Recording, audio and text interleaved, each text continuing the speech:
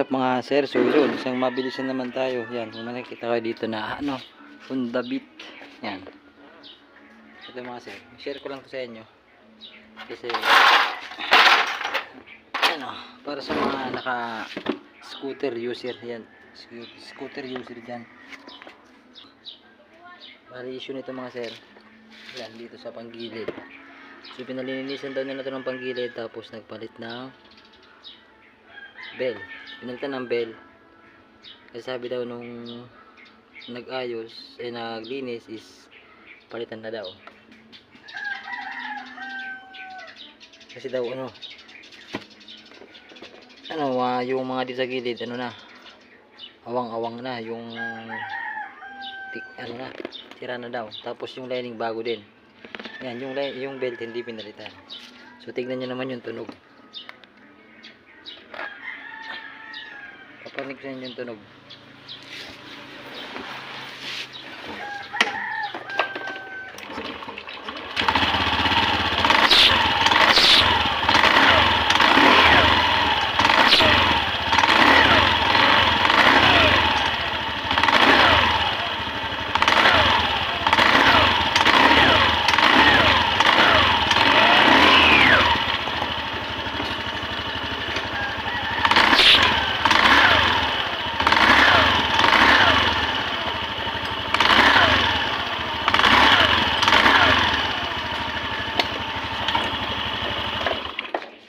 Yan.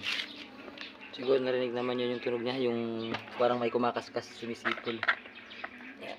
Bali, pinadala ko sa kanya dito yung yung bell na pinalitan. Sabi ko, goods pa naman yung bell mo, ba't pinalitan? Kasi daw, ito, sa mga sa gilid is parang matatanggal daw. Hindi, para sa hindi. Ganun naman talaga yung forma niyan eh. Yan, sa gilid na yan. Yan o. Ba't papalitan? I-goods pa naman. Ang nandito yun sa loob. Wala pa oh. Goods pa. So ipapakita ko sa pinagalit natin. Grabe init.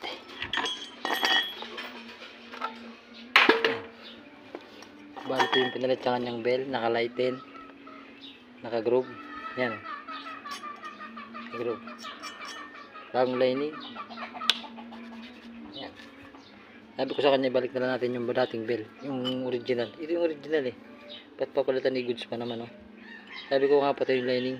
Baka yung lining pudpud na, pero yung bell hindi basta-basta. Hindi naman siya bingkong. Hindi naman siya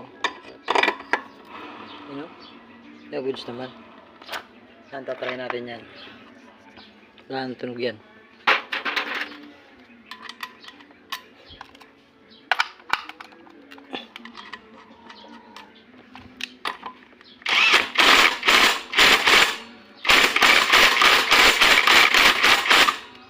Pandaran natin.